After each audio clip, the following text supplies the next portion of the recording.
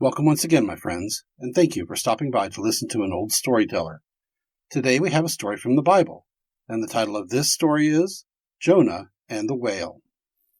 Now the word of the Lord came to Jonah, the son of Amittai, saying, Arise, go to Nineveh, that great city, and call out against it, for their evil has come up before me.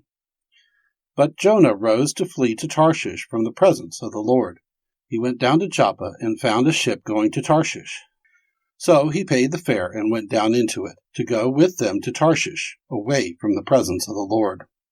But the Lord hurled a great wind upon the sea, and there was a mighty tempest on the sea, so that the ship threatened to break up.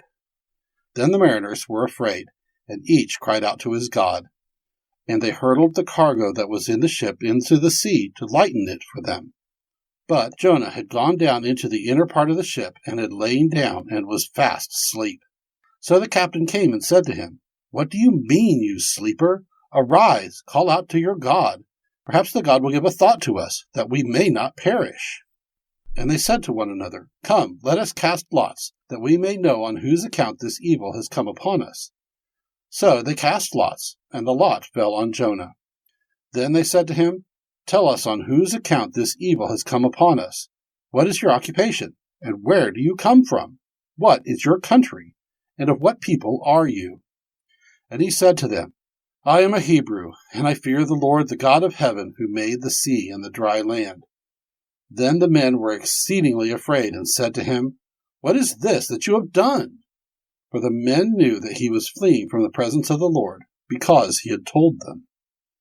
Then they said to him, What shall we do to you, that the sea may quiet down for us?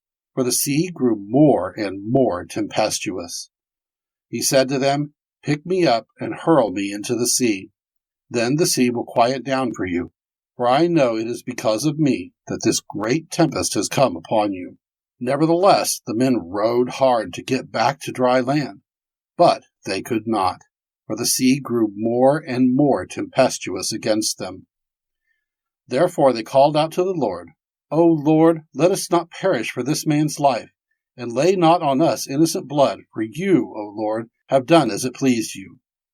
So they picked up Jonah and hurled him into the sea, and the sea ceased from its raging.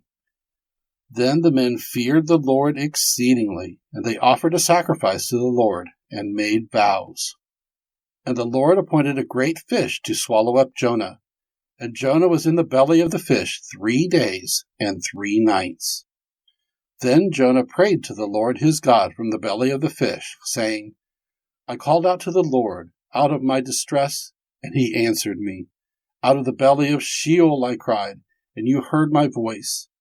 For you cast me into the deep, into the heart of the seas, and the flood surrounded me.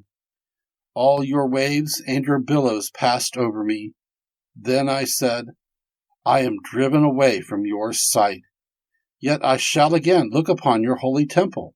The waters closed in over me to take my life. The deep surrounded me. Weeds were wrapped about my head at the roots of the mountains. I went down to the land whose bars closed upon me forever. Yet you brought up my life from the pit, O Lord my God. When my life was fainting away, I remembered the Lord. And my prayer came to you into your holy temple.